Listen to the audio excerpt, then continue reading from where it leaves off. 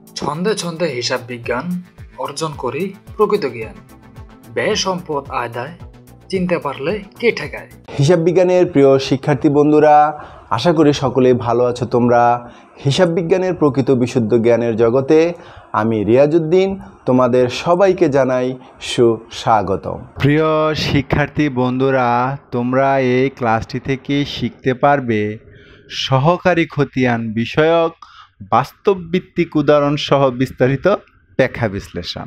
শিক্ষার্থী বন্ধুরা, খতিয়ান করতে একটি প্রশ্ন থাকে, সেই প্রশ্ন থেকে সম্ভাব্য এবং সর্বোচ্চ যতগুলো খতিয়ান করা যায় সবগুলো খতিয়ানকে এক কথায় বা একত্রে সাধারণ খতিয়ান বলে। শিক্ষার্থী বন্ধুরা, এই সাধারণ খতিয়ান দু ধরনের, যথা ব্যক্তিক খতিয়ান এবং অব্যক্তিক খতিয়ান। ব্যক্তিক খতিয়ানকে মূল খতিয়ানও বলা হয়ে থাকে। শিক্ষার্থী বন্ধুরা, এই যে ব্যক্তিক খতিয়ান এবং মূল খতিয়ান, এটা আবার দুটা, যথা বিবিধ দেনাদারের খতিয়ান এবং বিবিধ পাওনাদার খতিয়ান। তো বিবিধ দেনাদার তো শিক্ষার্থী বন্ধুরা একটা কমন নাউন। এখন আমার 10 জন 5 জন বা 20 জন দেনাদার থাকতে পারে, আবার পাওনাদারও কিন্তু একটা কমন নাউন, আমার অনেকে পাওনাদার থাকতে পারে। যখন এই দেনাদারদের এবং পাওনাদারদের প্রত্যেকের নামে নামে আলাদা আলাদা খতিয়ান করা হয়, তখন তাকে সহকারী খতিয়ান বলে।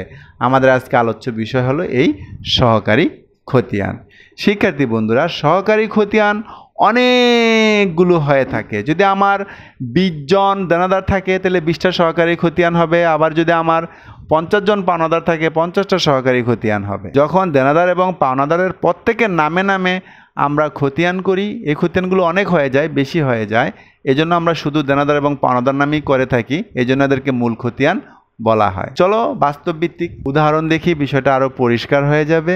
আমরা জানি শিক্ষার্থী বন্ধুরা, খতিয়ান করার প্রথম কাজ জাবেদা করা। একটা প্রশ্ন থাকবে, সেখান থেকে জাবেদা করতে হবে। এই হলো সেই প্রশ্ন। দেখো এখানে বলেছে খতিয়ান করতে, তো আমাদের প্রথম কাজ জাবেদা করা, আমরা জাবেদা করলাম। দ্বিতীয় কাজ, এই যে জাবেদাগুলো করলাম, এই জাবেদায় মোট কয়টি হিসাব খাত আছে সেটা বের করা। এই হলো সেই জাবেদা, আর এখানে মোট 9টি হিসাব খাত আছে। জাবেদা থেকে কিভাবে হিসাব খাত বের করতে হয় এ নিয়ে আমার খতিয়ানের প্লেলিস্টে ক্লাস আছে, তোমরা দেখে নাও, আশা করি অনেক উপকৃত হবে। তো শিক্ষার্থী বন্ধুরা, এখন আমাদের কাজ হচ্ছে যে আমরা 9টা হিসাব খাত পেলাম, এই 9টার জন্য 9টা খতিয়ান করা। 3টা করলাম, আরও 3টা করলাম, আরও 3টা করলাম, এই যে মোট 9টা খতিয়ান করলাম। এই সবগুলো খতিয়ানকে শিক্ষার্থী বন্ধুরা এক কথায় এবং একত্রে সাধারণ খতিয়ান বলে।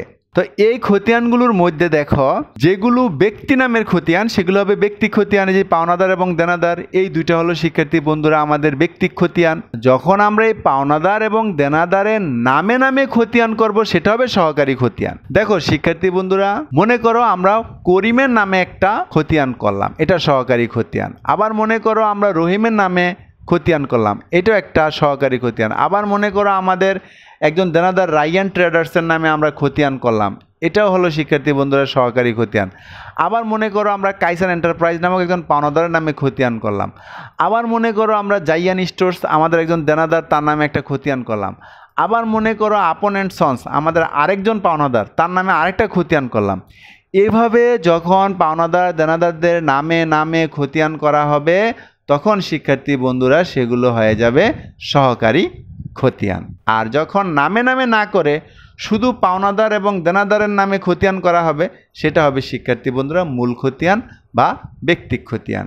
এই জন্য শিক্ষার্থী বন্ধুরা আমরা বলতে পারি যে এখানে মোট 6টি সহকারী খতিয়ান রয়েছে। ধন্যবাদ প্রিয় শিক্ষার্থী বন্ধুরা, আশা করি অত্যন্ত ব্যাখ্যা বিশ্লেষণমূলক ও তথ্যবহুল এই ক্লাসটি থেকে তোমরা ব্যাপক উপকৃত হয়েছ। তাই অনুরূপ মজার ক্লাস পেতে আমার চ্যানেলটি নিয়মিত দেখার অনুরোধ জানিয়ে তোমাদের সকলের সুস্বাস্থ্য কামনা করে আজকের মতো এখানে বিদায়। আল্লাহ হাফেজ।